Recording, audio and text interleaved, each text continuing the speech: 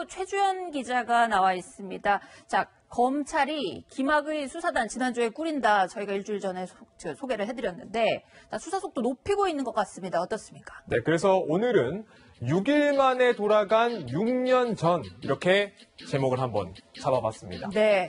예, 검찰이 김학의 수사단 출범 6일 만에 6년 동안 한 번도 이루어지지 않았던 일부 장소에 대해 압수수색에 나섰다는 것인데 김 전 차관 자택과 김 전 차관의 변호사 사무실이 처음 포함된 것입니다. 네. 예, 건설업자 윤중천 씨의 사무실과 성접대가 이뤄진 것으로 알려진 강원도 원주 별장과요. 또 경찰청 디지털 포렌식 센터 등도 진행이 됐습니다.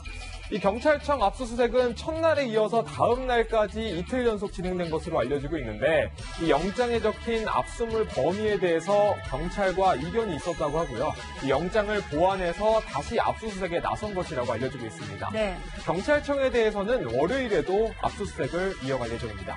자, 내일도 어쨌든 영장이 나왔으니까 경찰청 압수수색을 한다는 얘기인데 6년이면 세월이 엄청 많이 흘렀잖아요. 6년 전 저는 사실 기억도 안 나는데 압수수색이라는 거는 수사 착수와 거의 동시에 하는 건데 이렇게 6년이 지난 뒤에 하는 게 이게 실효가 있겠습니까? 네, 말씀하신 것처럼 이 김학의 수사단의 압수수색을 두고요. 이 6년 전 자료를 이제 와서 확인한다고 해서 의미가 있겠느냐 네. 이런 분석도 나오고 있는 것이 사실입니다.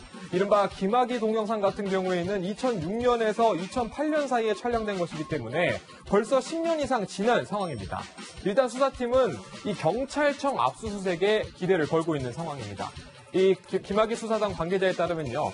경찰이 2013년과 2014년에 1, 2차 수사를 할 당시에 관련 인물들의 이 노트북과 휴대전화를 직접 분석을 했고 여기서 수사에 도움이 될 만한 자료가 있는지 확인해 볼 예정이다라면서 압수수색의 의미를 설명하게 됐었습니다. 자, 저희가 지난주에도 얘기했지만은 예상대로 공소시효가 남아있는 윤중천 씨가 뇌물을 줬다.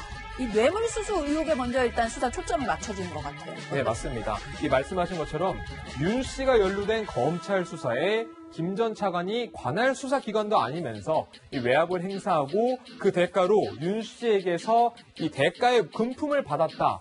이런 의혹이 거듭 제기되고 있는 상황이지 않습니까? 네. 그러다 보니 윤 씨가 연루됐었던 과거 사건에 수사단이 집중할 수밖에 없는 상황입니다.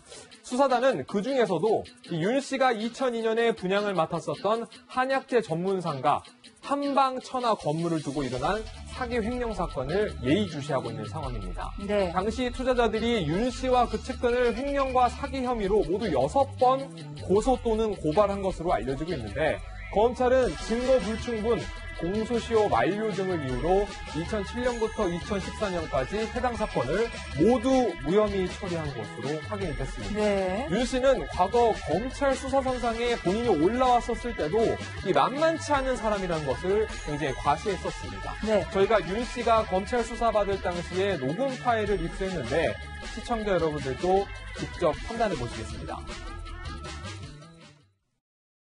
나보고 횡령을 했다고 그러니까 맞아요.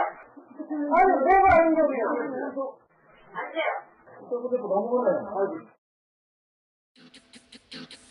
보통 검찰 수사받으러 가면요. 죄를 아무리 안 지었어도 주눅이 들기 마련인데 저 분위기를 보면 굉장히 고압적이고 본인이 고함치는 그런 모습도 이뿐만 아니라 또 다른 정황도 있더죠. 네, 당시 좀 무서운 모습까지 보이고 있는데 네. 해당 녹음 파일 같은 경우에는 2011년 당시에 윤 씨가 2시간가량 검찰 조사를 받을 때의 모습입니다.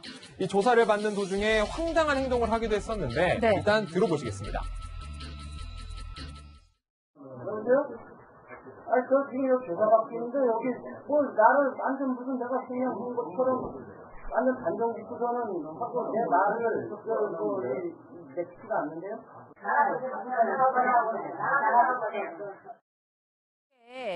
조사받다 말고 갑자기 어딘가 전화를 건 윤중천 씨가 그런 상황인 거죠? 네, 맞습니다. 윤중천 씨가 수사관 앞에서 갑자기 자신의 휴대전화를 들어서 어딘가 전화를 하고 있는 모습인데 네. 수사 상황을 전달하는 것도 모자라서 내 말이 먹히지 않는 것 같다 이런 말도 하고 있는 모습이거든요. 굉장히 분노를 감추지 않고 있는 모습입니다.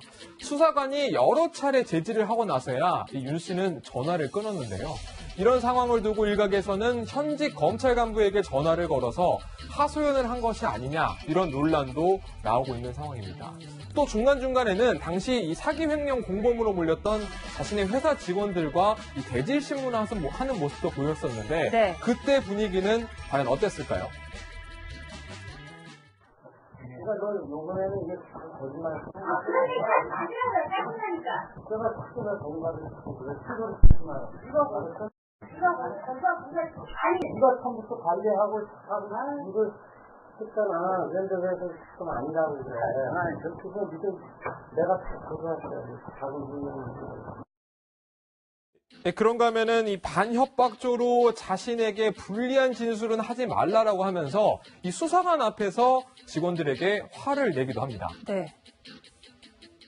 네가 볼 때 뭐 나쁜 짓 하고만 이러는 거야 나무 돈 가지고 알았어 그거 내가 또 가잖아 뭐 불답잖아 그거 그때는 그지 막 못 보잖아 그래서 내가 그거 그냥 가만히 내고 그지 그래서 나는 솔직히 몰랐어 그거를 그러니까 최 기자 말로는 어쨌든 수사관 앞에서 갑자기 어딘가에 전화를 했다는 거는 내 뒤에 뭔가 든든한 뭐가 있다. 다시 말해서 현직 검찰 간부가 있고 지금 뭐 수사단 입장에서는 신분이 있었던 김학의 전 차관을 의심할 수도는 있는 거네요. 그렇죠. 그런 정황으로 볼 수는 있는데 네. 그 부분을 아무래도 수사단에서 좀 더 네. 향후 지켜보면서 확인을 해 나가는 과정이 필요할 것 다른 인물이 될 수도 있고요. 네. 자, 그런데 저렇게 5, 6년 전에는 고압적이었던 윤중천 씨가 이번에 진상조사단, 이번에 검찰 수사단에서 할 때는 또 완전히 달라진 모습으로 압수수색에 순순히 응했다죠? 네, 말씀하셨는 그 진상조사단보다 다음이었죠. 최근에 있었던 김학의 수사단이 지난 4일에 첫 번째 압수수색을 할 당시에 윤 씨는 서울 강남에 있는 강남역 근처 거주지에서 검찰 수사관들과 맞닥뜨리게 됐었습니다. 네. 당시에 휴대전화와 컴퓨터 하드디스크 그리고 수첩까지 수사단에게 넘긴 것으로 알려지고 있는데요.